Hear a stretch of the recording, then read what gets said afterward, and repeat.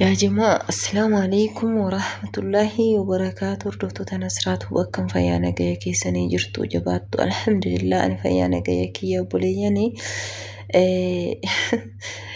uummanni keenya kun yaanii sarraatinyaa jechuudha.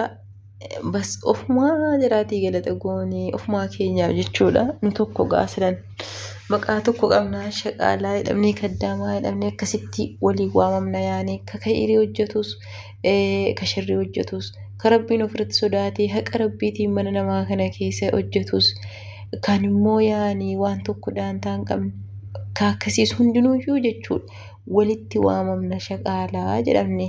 Okay, hayyee argaa amma namittiin kun maal goote kameeraan isii ilaaluu jira. Mucaa daa'ima naddaftee kaatee jechuudha. Affaadaa tanaan ammallee deebistee fuulasii haxooftee yaanii akka waan kiliinaksiin dhibee hayyee shoof kana jechuun wallaahi dhugaa rabbi dubbachuuf akiid galataa mee asabaa laalaa otuu si ta'eeti. Ani garuu wallaahi dhugaa rabbi dubbachuufi ani wallaahi tu'an ani amma fakkeenyaaf qaalittiin hankoo kuni gaafan dhufu jechuudha. Ijoolleen si baay'ee tokko xixiqqishoodha wallaahi jechuudha. Ani hin beeku gaa takkaa affaadaa ijoollee qayyaree hin beeku wallaahi. Maaliif guyya tokko yaanii qayyaruudhaaf alan jedhu laalaatti kurrifataa dhufte maanniin jedheeniin ani maabbeette ani hin barbaadu jette ani takkaa jette wallaahi umurii hankoo jette sarraatinyaa waan akkana affaadaa qayyarsiisee isa namni dheeyina fayyadiskiisee minaamin jedhu jette hin jaalladhu jette maaliifiin jedheen basmi jette ati akkati ijoollee jaallattu sin beekatan immoo wallaahi isa jaalladha ijoollee daa'imaa kana. Taaluuna qabee jira immoo sagaleen koo dhiifama. Inna ana akkanti ijoollee jaallattu akkati mucaa koo jaallattu nan beekaati bas ani maabbi jette an isa kaddaamaa jette qaama daa'ima kiyyaa arguu hin fedhuu jette wallaahi. Amma beekte hatta yoo isiin dhukkubsatte jechuudha. Isiin dhukkubsannaan qaalichi eddee hojiitii ka'ee dhufee affaadaatti qayyaree ammas hojiitti deebi'a. Wallaahi otoo mana jiru ani hojiinan koomaanni ija qofittiidhaan ilaaluu. Ija qofittiidhaan ol fuuchuullee hin jaallattu booda kana ergiin amman ture bira turee ka'ee bakka akka isiin hin jaallattu yaani marra qaalittiin hankoo wallaahi ammareef manattis duutee baddii malee yoo qaalichi mana hin jiraanne bakka dhaqaartu ooltee daa'ima si bira teessi anaa wajjiniin jechuudha. Lama taanee mana oolla yookiin immoo maal gooti anaaf ijoollee fuutee fagoodha yaani manni obboleetti asirraa. Fagoo sana nu geessitee waan daruurii yoo ta'e adeemti malee abadan wallaahi akkanitti jaalladhu immoo ijoolleen daa'ima xiqqishoon tokko fa'aa akka malee jaallatti isiinillee anillee akka waan maalitti jaalladha kanuma keessaa jechuudha. An bakka nan sodaadha inuma sodaadhaan jette beekte ergii booda kana an bira turee ka'ee ijoolleen biratti dhiiftee adeemuu jammarte yaani ijoolleen illee dhufanii anillee ijoollee akka malee jaalladha bakka booda kana na argite amala koo ala bartu bakka ijoolleen mucaasiin biyyoon kun akka malee na jaallatti qamisii koo qabdee ittiin baatu wallaahi yeroo na fudhattee eddee wayyaani dhayine jechuudha.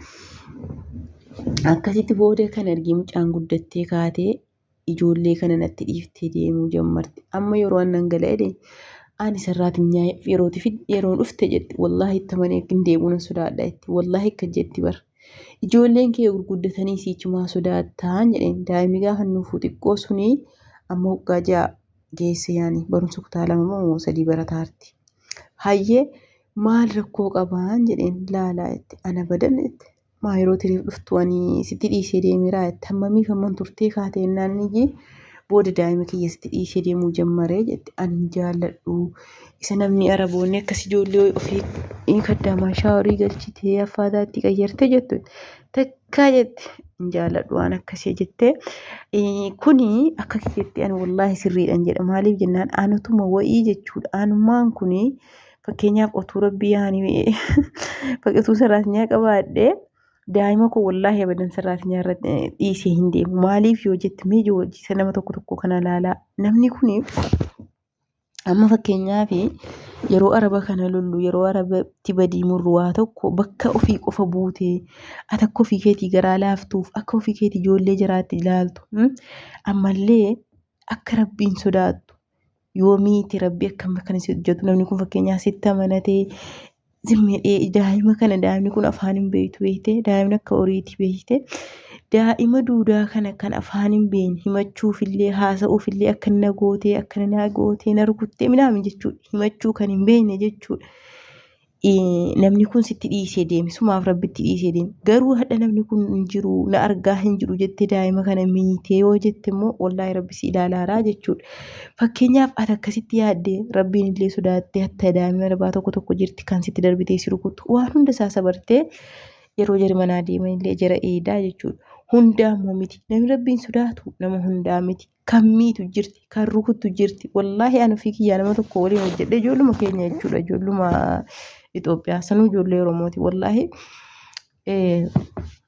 ture yaani amma mana kanaa miti achumaan bakka ani immoo duruma yeroo biyyaa jechuudha daa'ima kana akka malee jaalladhamaa dire wallaahi ka daa'ima eegu isiidha ani nyaatan hojjedhaatiin immoo daa'ima eedi ijoollee eedi jechuudha mucaan sun daantuma hin qabdu. Qaalittiin immoo garagaltee laata amma qaalittiin kan koo nyaataniiru dhuganiiru minaamin jetti nyaata ofiisitiin hojjettu garuu natti dawwaltee na gaafatti yaani akka malee daafti isiin suni bakka yaani akkuma waan kaddaamattiin sun haadha taatee itti gattee jechuudha adeemti mucaan otuu beelaatu adiraa nyaachisin jedhaanii wallaahi nan kadha kalli balli ati immoo kee wayiseete mootti wallaahi akkas naan jetti maaliif jarraka kanaa kun ajaa'adha tokkoffaa irratti jiru wanni isin beeku abdanuu nama kanarraa yaani tolaa miti wanni nu hojjetaa birrii fudhanneeti ammallee namni kun daa'ima isaa nutti amanatee nutti abdatee rabbii gaditti jechuudha deeme manatti nu dhiise ammallee birrii nu kaffalaaran malee waa bilaashaa miti wama jaraa mana keessa jiru foonii daa'ima nyaachifnee affaataatti qayyarte yoo ka qayyartu ta'e waan akkasii gootee fi haga yaani haati manatti galtutti eeguun dirqama yaani fakkeenyaaf garuu nan tokko bakka wallaahi jechuudha mucaan sun daantaa tokko hin qabdu zifnee deedeete jamaala si ilaalti achumaan guyya tokko ganama subii wayitiin kaatee achumaan mucaansi mudarasaadhaa yaani iddoo barumsaatti aflaa qabdi si wajjiniin deemaa jette hayyeen jedhanii achumaan ishii baqqaadhee akkuma subii lafaa kaanee waan ta'e shaayii danfisee jira obaasee jechuudha. Kaanee waliin deemne ganamaan deemne gaafa sana akka guyyaadhaa yaadadha mucaa bicuun sun hin rafaarti beeyte kan mucattiin eeydu kun hojii wanti tokko ittiin jiru anachi dhufee nyaata hojjedha yaani aflaama sana inni dhufne hayyee maal jette beeyte qaalettiin ilaamee amaanaa jetteen yeroo isiin rafiitirraa kaate hin beeyti gaala akkasiin sirritti waa kana mucaan laal nyaata kenniifi jetteeniin ishii jette. Yeroo nu dhufnu jechuudha lafa dabarsinee achitti lafti nutti darbee dhufne yaani zuurii booda dhufne yeroo nu dhufnu mucaan akka nutti dhiifnee deemne nyaata tokko ittiin kennine affaadaallee ittiin qayyarre zimmeettee mucattiin teessee jawaalaalti anillee gaafa sanatti haaree lolee jechuudha maaliin jedheen haraamaa jennaan bahu ati gowwaa dhabbootti maani jette daa'ima arbaa barkee wayiseeti moo jette akkasiin jedhamu yaani wallaahi akkasiin jedhamu. Akkasitti qaalittiin dhuftee aartee maraattee balaa buuftee jechuudha. Sana booda maallaan jette qaalittiin sun yeroo deemuudhaa kaate na waamti jechuudha. Na waamte foodiyya taa'alee amaanaa jettee daa'ima sii kana amaanaa natti kennattee deemti. Bakka yoo waa biraa dhiises akka jarri hin beelaane waa biraan godhuuf laana sanaan nyaata jaraa immoo jechuudha ofii kootiifan bakka booda kana nyaachisu jammar isaa baashin akka jettee natti himatteedhaafi jechuudha. Kanaafuu jennaan jarri akka kanaa kun rabbii keessan ofirratti sodaadhaa. Birriin isin fudhattan hunullee fakkeenyaaf duuniyaan kun halaala ka jedhamtu jechuudha. Wama hojjettee fidde yerooti waa tokko namatti malaa garan taaniin fidattee dhuftu kun duuniyaan keellee wallaahi barakaallee isiin qabu. Maaliif jennaan sharrii keessa buuftee ammallee immoo kaameeraan kunoo mana keetti jira si waraabee si gadhiise. Ijoollee daa'ima guddiftu meeqaatamii yeroo amma midaamiin kana argite miskiin awwana kiyyas kana oolti jetti ka kaameeraan qabne kaatee kaameeraa rakkabdii kan immoo bakka kan sile kaddaamaa jaallattullee kaddaamaa ofii jibbitii hundinuyyuu akkuma sanatti ilaalti jechuudha. Kanaafuu jennaan yaa obbolee rabbiin sodaadhaa waan akka kanarraa deebi'aa kalas maal ibboo rabbeedhaati Birrii an keessan ka fudhataa jirtan kanas yaani birriidhuma nagayaa birrii halaala keessanii akka fudhattan godhaa. Rabbiyyuu yoos barkaa keessa isinii ka'a. Akka kanatti namatti malaa waan hin taane hojjetaa. Gaafa hojjettu namni sun yoo si arguu dhiise rabbiin immoo si argaara si ilaalaara akkasitti hojjetaa jirtu. Miilaa maaliif otuma siitii yaani otuma isiniitii mi'a sabaalaalaa otuu daa'ima kiyya ta'e otuu daa'ima kee ta'e maaltu sitti dhagahama?